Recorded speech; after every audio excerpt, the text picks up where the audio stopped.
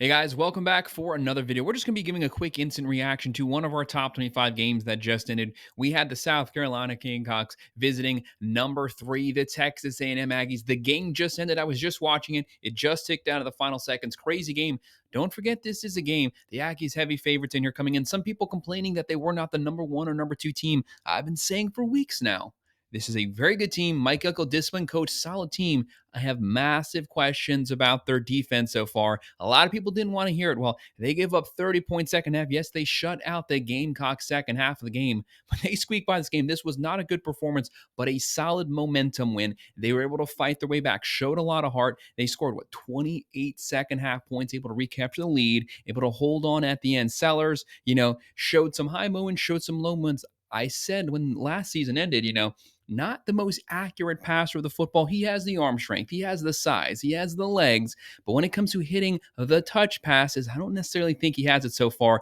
He missed a couple wide open guys. That might be one of the worst offensive lines in the country. But we're just going to react to this game. Hit that like button, subscribe to the channel, drop a comment down below. What are your thoughts on this game? Are you pleased with it? Were you upset with it? What side of the spectrum were you on? Anyways, the Aggies win this one 31-30. Here on ESPN, we have the overall stats. Marcel Reed, awful first half. He stormed back second half as a team. They had over 500 yards. He threw for 439. Owens only 28 yards. The Gamecocks, solid defensive front seven. They were able to take the rush game away from the Aggies, force them into third and long situations, hurt them first half, but definitely they were able to adapt the gameplay, storm back second half. Sellers, 246 yards, 15 of 30, 2 touchdowns, 1 picks. Harbor, some massive catches, especially with that 70 or 80-yard touchdown he had, finished with 102, banged up the entire game. He stayed in there, fought in it. The Gamecocks, 385 total yards. The Aggies, 506 yards, but it's what they did with that vertical passing game. But for those of you who think the Aggies have a good defense, let me kind of put things into spectrum here.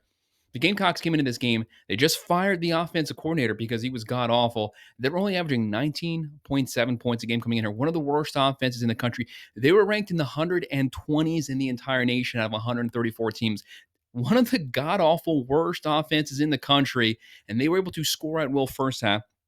But you have to give the Aggies credit fighting back. The Aggies have given up a couple 30-point games this season, one 40-point game. There's some teams like, not saying that the Buckeyes have had a difficult schedule, but they're only giving up 6.9 points per game. That's why they're number 1. That's why the Indiana Hoosiers are number 2. And this is why the Aggies are 3. Not saying they can win the national championship. This is a very talented roster. Top 10 overall roster in the nation. And they have pieces at every single position. With that wide receiver combo, Craver, Concepcion, they can shoot it out with anyone. But you can't have another performance like this one versus a good team. The Gamecocks, they're 3-6. They're not going to be going to a bowl game more than likely this season. You beat them. You hung on, but I've said a couple times, some of these teams, they have games like this. The Hoosiers had it last week versus Penn State, although Penn State's still a much better roster than the Gamecocks. But all that matters is that you get the W. That's all that matters. The Aggies stayed undefeated in the SEC. They're 10-0. They're moving on. They're going to be going up against Texas that final week of the season. That's going to be a huge game. Could potentially be top 10. We don't know what's going to happen to the Longhorns tonight. Doesn't matter, though. The Aggies continue to stay in front in the SEC. I did not see anything here that means that they're going to be dropping down to number 4. They better not drop behind Alabama. That is not necessary. Bama still has that loss to Florida State. That's a very bad loss. The Aggies, they're still the cream of the crop. They're still at the top of the SEC. Guys, hit that like button, subscribe to the channel, drop a comment down there. Let me know what your thoughts on this game. And make sure if you want to sign up for one of our member teams, click on that subscribe button. Thanks.